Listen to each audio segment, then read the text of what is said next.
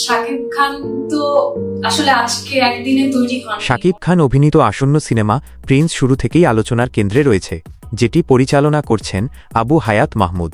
এই সিনেমার কাস্টিং নিয়ে সম্প্রতি সবচেয়ে বড় যে পরিবর্তন ও গুঞ্জনটি শোনা যাচ্ছে তা হল নায়িকা বদল।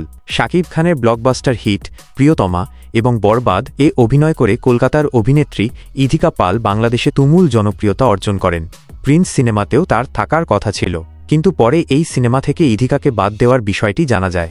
ইধিকা যে পরিমাণ পারিশ্রমিক দাবি করেছেন তা কলকাতার প্রতিষ্ঠিত এবং খ্যাতিমান তারকা অভিনেতাদের পারিশ্রমিকের থেকেও বেশি।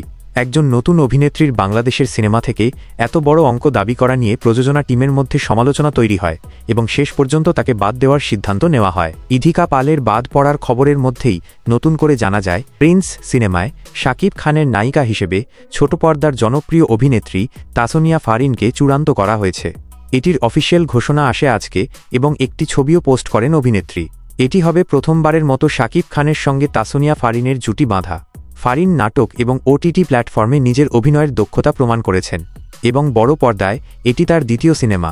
ইনসাফ সিনেমা দিয়ে তার বড় পর্দায় অভিষেক ঘটে।